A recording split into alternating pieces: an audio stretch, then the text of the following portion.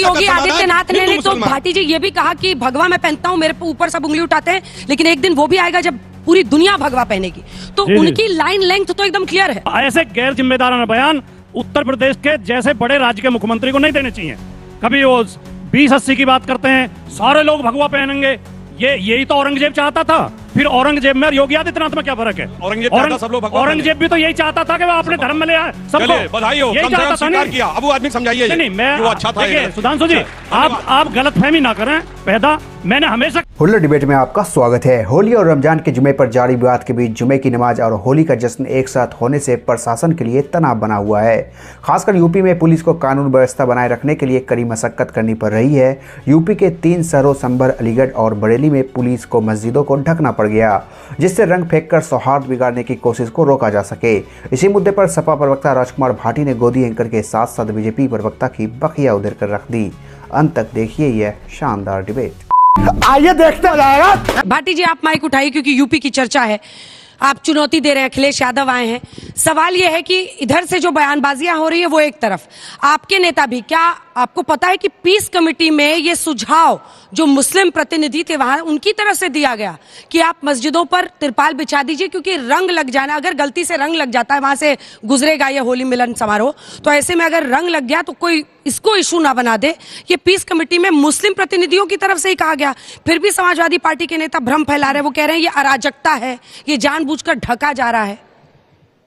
मझधार में नैया डोले तो माझी पार लगाए, और माझी जब नाव डुबोए उसे कौन लगाए, कौन बचाए?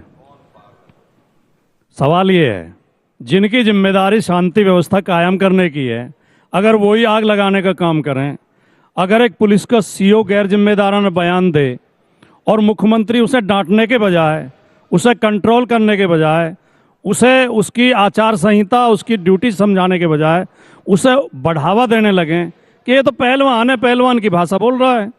अभी हमारे मुख्यमंत्री की आप बाइट सुनवा रही थी, 80-20 की बात कर रहे थे। मुख्यमंत्री 100 की बात क्यों नहीं करते? इन्हें 80 क्यों चाहिए? 100 की 100 क्यों नहीं चाहिए? भाई ऐसा काम करो। आपके बड़े नेता तो कहते हैं सबका साथ, सबका विकास, सबका विश्वास। आप केवल 80 का विश्वास हासिल करना चाहते हैं, और ये गलतफहमी हमारे मुख्यमंत्री निकाल दें। 2027 उत्तर प्रदेश में 80 बनाम 20 नहीं होगा, 85 बनाम 15 होगा। 85 जाग चुका है। 85 के साथ जो रोज बेईमानी हो रही है सरकारी नौकरियों में, रोज भर्तियों में NFS लगा लगा कर पिछड़ों को, दलितों को रोका जा रहा है सरकारी नौकरी से। शिक्षक भर्ती में खुली बेईमानी हुई है। अब जो चुनाव होगा वो 85 बनाम 15 होगा। जहां तक ये होली का सवाल है, अभी सुधांशु जी कह रहे थे लेकिन थोड़ा कंफ्यूज हो गए, फिर पलट गए, वरना शुरुआत बहुत अच्छी करी थी। मुसलमान कवियों ने भी होली के समर्थन में गीत लिखे हैं, फारसी में भी लिखा है, और उनमें जो ये क्या बोलते हैं, मज़ारों पर भी होली होती रही है। ये सच्चाई है। इस देश के नागरिक होली, दिवाली, ईद, मुहर्रम में साथ मिलते रहे हैं, एक दूसरे के दुख सुख में साथ मिलते रहे हैं। और मुसलमान कवियों ने, नजीर अकबराबादी की कविता आप सबने सुनी होगी। नजीर अकबराबादी ने बहुत शानदार कविताएं होली पर लिखी हैं। जब फागुन रंग झमकते हों तब देख बहारें होली की, और दबके शोर खड़कते हों तब देख बहारें होली की, परियों के रंग दमकते हों तब देख बहारें होली की, खूब शीशा जाम छलकते हों तब देख बहारें होली की। मुसलमान होली खेलते रहे हैं, ऐसी कभी हालात खराब नहीं हुए। ये पिछले 1 सप्ताह से हालात खराब किए गए हैं, बयान दे दे के तनाव बढ़ाया गया है। और वाजपेयी जी आपको तो मुस्लिम वोटर भी चाहिए, ऐसे में अगर ये तनाव पैदा जी, आखिरी बात बोल जल्दी से ये कहना, ये गिनवाना कि जुम्मा तो 52 बार होता है, होली तो 1 बार होती है, इतनी बार नमाज होती है। कल को आप कहोगे तुम तो खाली 20 करोड़ हो, हम तो 120 करोड़ हैं, जैसे हम चाहेंगे वैसे ही होगा। ऐसी धौंस पट्टी की भाषा नहीं बोलनी चाहिए। मोहब्बत से देश चलेगा, मोहब्बत से ये देश मजबूत है। और अगर धौंस पट्टी चल रही है तो फिर आप लोग कहाँ खड़े हैं? आपको तो चाहिए मुस्लिम वोट भी, चिराग पासवान जी को चाहिए कि नहीं? तो हिंदू वोट भी अंजना जी, इनकी बात कर रहे हैं। देखिए अंजना जी, और सब लपक लीजिएगा। देखिएगा अंजना जी, अक्सर ये आरोप लगाते विपक्ष वाले हिंदू वोट नहीं चाहिए, मुस्लिम वोट प्लस जात। उनको जात के वोट चाहिए, हिंदू के नाम पे वोट नहीं चाहिए। सर, होली और रमजान में इतना दिक्कतें हो रही हैं, आप लोग का मुंह उस टाइम पे नहीं खुला जब हज सब्सिडी दी जाती थी और भाजपा की सरकार आकर के हज सब्सिडी बंद की। दूसरी मेरी बात सर, टैरिफ की बात, आज तक टेस्ला कंपनी भारत में इसलिए नहीं आ पाई क्योंकि उनके ऊपर 200% टैरिफ लगाए, तो टैरिफ का खेल भारत की सरकार को भी आता है। एक साथ जवाब। सर, अगर आज संभल में ही ऐसा हो रहा है तो आपको नहीं लगता कि और स्टेट्स के लिए ये बहुत खतरनाक प्रेसिडेंट सेट हो रहा है? और हमारे संविधान जब सेक्युलरिज्म की बात करता है तो ये कितना खतरनाक है संविधान के लिए भी। जो ASI सर्वे हो रहा है संभल के मॉस में, उसका क्या पर्पस क्या है? अगर वहाँ पे हिंदू टेम्पल के रुइंस मिलते भी है तो क्या करेगी सरकार? जो संभल में अनुज चौधरी जी ने जो स्टेटमेंट दिया और योगी जी ने उनका प्रेज किया है, तो ये सच में लॉ एंड ऑर्डर मेंटेन करने के लिए या अपना हिंदुत्व एजेंडा सेट करने? मेरा सवाल हेट स्पीच पे होगा कि अभी रिसेंटली एक कॉमेडियन ने अपने प्राइवेट शो पे कुछ बात बोली थी, तो उस पे 100 FIR फाइल किए गए। बट देश में जो इतने पॉलिटिशियंस और इतने लोग हेट स्पीच देते हैं, बट उस पे तो कुछ काम नहीं होता। इनको इम्यूनिटी मिली हुई है। मेरा प्रश्न ये है कि होली और जुम्मे की नमाज साथ में पढ़ रही है, लेकिन सिर्फ तनाव संभल में क्यों? पूरा देश शांत है लेकिन संभल। मेरा सवाल ये है कि हमारे चीफ मिनिस्टर्स बिना मतलब से नफरत के बीच क्यों बो रहे हैं? एक साथ जवाब लूंगी। जैसी ब्रज की भूमि पे, कृष्ण भूमि पर अगर महिलाओं का शोषण हो रहा है तो क्या गारंटी है कि बुरा न मानो होली पर आप लोग मुसलमानों के धर्म का भी शोषण कर देंगे? क्या गारंटी है कि तिरपाल ढके हुए मस्जिदों को सुरक्षा मिलेगी?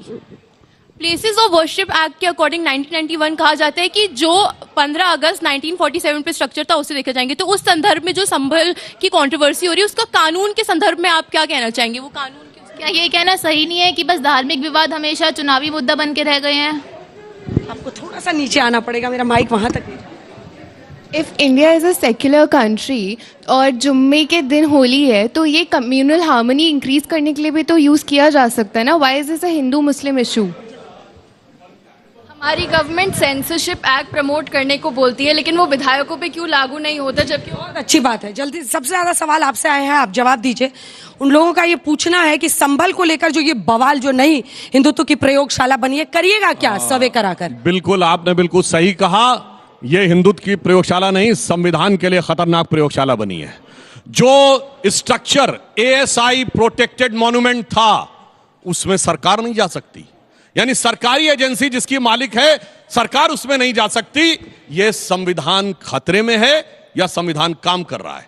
दूसरा, प्लेसेस ऑफ वर्शिप एक्ट की बात की गई तो 1947 15 अगस्त को संभल की तथाकथित मस्जिद एक ASI प्रोटेक्टेड मॉन्यूमेंट थी। वो कैसे प्लेसेस ऑफ वर्शिप में बदल गई? संविधान खतरे में है कि संविधान अलग हो चुका है? अब कानून की जहां तक बात करें तो मैं ये भी बताना चाहता हूं, और जो संभल में हुआ वाकई देश के लिए बहुत खतरनाक था। 78 में इतने लोग मारे गए, सैकड़ों हजारों लोग, और उसके बाद जलवाए जलाल से कहा जा रहा है कि सरकार की संपत्ति मेरी रिलीजियस वो बन जाएगी प्लेस, और सरकार चू न बोले। अगर सरकार ने बोला तो बात खत्म हो जाएगी। और कैसे संविधान खतरे में, तो बताना चाहता हूं। ये तमिलनाडु में तिरुचिरापल्ली का एक मंदिर जो 1500 साल पुराना गांव है, वो वक्फ की प्रॉपर्टी हो गया, जिसमें 1500 साल पुराना मंदिर है। ठीक है, तो प्लेसेस ऑफ वर्शिप एक्ट क्या कहता है कि 15 अगस्त 47 को जो स्टेटस था वो बहाल रहेगा। तो 1500 साल पुराना मस्जिद वक्फ कैसे हो सकता है? प्लेसेस ऑफ वर्शिप एक्ट के हिसाब से जो क्वेश्चन कर देना चाहिए था, क्वेश्चन किया क्या? नहीं किया ना। तो प्लेसेस ऑफ वर्शिप एक्ट को भी वही यूज करना है अपने पक्ष में, और वक्फ बोर्ड को भी अपने ही पक्ष में यूज करना है। योगी आदित्यनाथ ने तो भाटी जी ये भी कहा कि भगवा मैं पहनता हूं, मेरे ऊपर सब उंगली उठाते हैं, लेकिन एक दिन वो भी आएगा जब पूरी दुनिया भगवा पहनेगी। तो उनकी लाइन लेंथ तो एकदम क्लियर है। नहीं, मैंने अभी तो एक दो आलोक जी ने इशारा किया, मैं ईमानदारी से जब उधर से सवाल पूछे जा रहे थे तो मुझे लग रहा था कि आज कम से कम आज तो जो पैनलिस्ट हैं उनसे ज्यादा समझदार आगे ऑडियंस बैठी हुई है। आपने जो सवाल पूछे उनका सार ये मेरी समझ में आया कि हिंदू मुसलमान की समस्या है नहीं, ये बनाई जाती है, ये कृत्रिम रूप से तैयार की जाती है। इस देश में कितनी बार जुम्मे के दिन होली पड़ी है और शांति से मनी है और समझदारी से मन जाती है, और होली तो 1 बजे तक लगभग खत्म हो जाती है और नमाज 1 बजे के बाद होती है। ये जानबूझ के ऐसा माहौल तैयार किया जा रहा है। नहीं जी, हम तो होली वहीं खेलेंगे जहां मस्जिद है, हमारे तो रामनवमी के जुलूस भी वहीं से निकलेंगे जहां उनके मस्जिद है। हम तो मस्जिद पर चढ़ गए, फिर झंडा भी उतारेंगे, हम तो वहां नारे भी लगाएंगे, और फिर बाद में कहेंगे देखो हिंदुओं को परेशान किया जा रहा है। कोई परेशान नहीं कर रहा। इस देश के 140 करोड़ लोग प्यार मोहब्बत के साथ, भाईचारे के साथ रहना चाहते हैं, लेकिन ये वोट के लालच में राजनीतिक लोग नहीं रहने देते। ये मैं केवल इतनी अपील करूंगा। अंजना जी, आपने जो सवाल पूछा उसका जवाब भी यही है। हाँ, ऐसे गैर जिम्मेदाराना बयान उत्तर प्रदेश के जैसे बड़े राज्य के मुख्यमंत्री को नहीं देने चाहिए। कभी वो 20-80 की बात करते हैं, सारे लोग भगवा पहनेंगे, यही तो औरंगजेब चाहता था। फिर औरंगजेब में और योगी आदित्यनाथ में क्या फर्क है? औरंगजेब भी तो यही चाहता था कि वो अपने धर्म में ले आए सबको। बधाई हो, यही चाहता था। स्वीकार किया। अब वो आदमी समझाइए नहीं, मैं वो अच्छा था। देखिए सुधांशु जी, आप गलतफहमी ना करें पैदा। मैंने हमेशा कहा है, हर शो में कहा, हर डिबेट में कहा है, अंजना जी की डिबेट में भी था कि औरंगजेब ने अत्याचार किए, उसका हम समर्थन नहीं करते। लेकिन जो औरंगजेब कर रहा था, अगर योगी आदित्यनाथ भी वही कर रहे हैं तो आप भी उसका विरोध करें। ये धौंसपट्टी नहीं चल रहा था। योगी आदित्यनाथ दूसरे धर्म पे धौंसपट्टी चलाना ही औरंगजेब पना है। हद होती है डिफेंड करने की। धर्म के नाम पर कट्टरता की बात कर रहे हैं, धर्म के नाम पर कट्टरता की बात करें। जवाब दीजिए, फिर मैं वाजपेयी जी के पास जाऊंगी। कोई कैसे ही पूजा करता है, कोई कैसे ही पूजा करता है। वैसे एक बात मैं ईमानदारी से कहूंगा कि देखिए, एक विचार करने का विषय है कि औरंगजेब के साथ cutting across the party line Muslim खड़ा है, किसी भी पार्टी में हो। यहां पर दोस्तों, गुलामी में डूबी यह गोदी मीडिया सत्ता की जय जयकार करने और जनता को असल मुद्दे से भटकाने में लगी हुई है। देश पर अरबों खरबों का कर्ज लदा है, रुपया रसातल में जा रहा है, लेकिन इनके लिए असली समस्या यह है कि किस मंदिर मस्जिद का मुद्दा उछालकर जनता को बेवकूफ़ बनाया जाए। बेरोजगारी अपने चरम पर है, युवा सड़कों पर भटक रहे हैं, लेकिन टीवी पर सिर्फ हिंदू मुसलमान की नौटंकी चलती है ताकि कोई सरकार से रोजगार न मांग ले, कोई शिक्षा व्यवस्था पर सवाल न खड़ा कर दे। इस पर आपकी क्या राय हमें जरूर बताएं। वीडियो पर लाइक कमेंट करना ना भूलें। अगर आप चैनल को अभी तक सब्सक्राइब नहीं किया है तो चैनल को जरूर सब्सक्राइब कर लें। धन्यवाद।